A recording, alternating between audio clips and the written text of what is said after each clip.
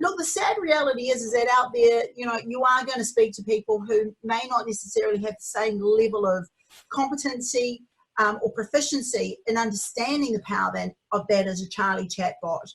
So look, definitely, you know, number one piece of recommendation, do your research first and foremost.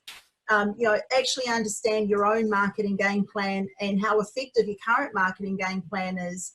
You know, number two, you may want to take advantage under this particular program and reach out to us under the program and establish, you know, one-on-one catch-up sessions so that we can actually guide you into how Charlie Chatbot can be used. Because look, there are some key things here that you do need to be aware of. I hope you like the rest of the family. So we've got, you know, we've got Heather Chatbot, Bimbot, Bismo, Gemini, and Zimbora. You have been creative. Thank you. Couple of things. Number one, first thing first, when you're researching a chatbot product, is it an international or is it a local chatbot? That's absolutely imperative.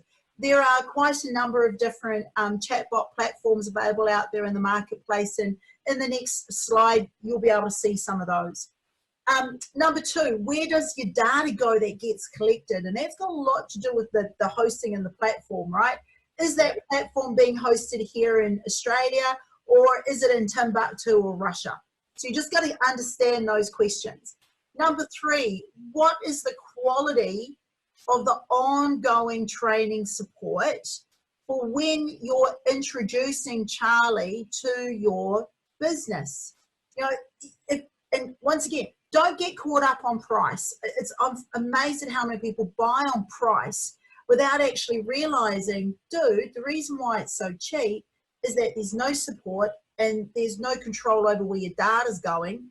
And if the proverbial poo hits the fan, ding, ding. So don't get caught up in the price. Number four, be aware of any hidden fees, right? That's so important. So once again, when you're looking to engage a Charlie or a chatbot, I should say, inside your marketing, look at, well, are there any other hidden fees, or is it just a one fee that I pay and that's it? Get familiar with that, because the last thing you want to do is find yourself in a situation with like Facebook advertising where suddenly you're paying for hidden fees, right?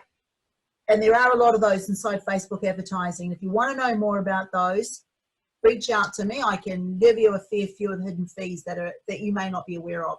And finally, remember that you are still responsible for the lead. In other words, is Charlie going to sell for you? No, but he's probably going to make the conversation more appealing. So yes, the role here is still for you to go and close the deal on that particular lead. And so look, here is an example of some of the chatbots out there.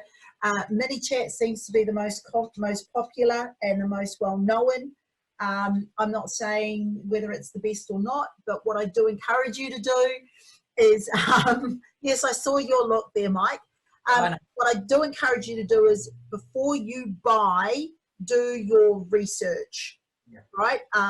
There are, some of these do have massive cons to them as well as pros, so do be wary. But look, people normally say to me, Andrea, you've been in the marketing space for quite a number of years, and I'm a big fan of trialing all different types of software. It's the reason why I use 3 CRMs and I have 4 websites on 4 different platforms, because I love to know how technology actually works.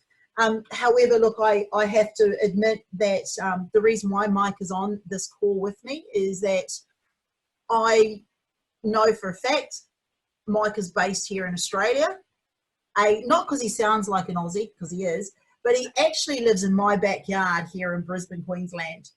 And I get great comfort in that, knowing that I'm a big fan of supporting local. So it's one of the main reasons why I've gone into deploying Charlie Chatbot from Chatbot Agency, for that very reason. And also too, because I know that if I have a problem, I can get hold of him 24/7, because I know that there's no time zone.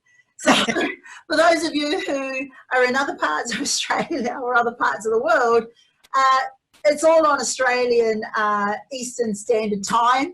if you need to get hold of Mike or myself.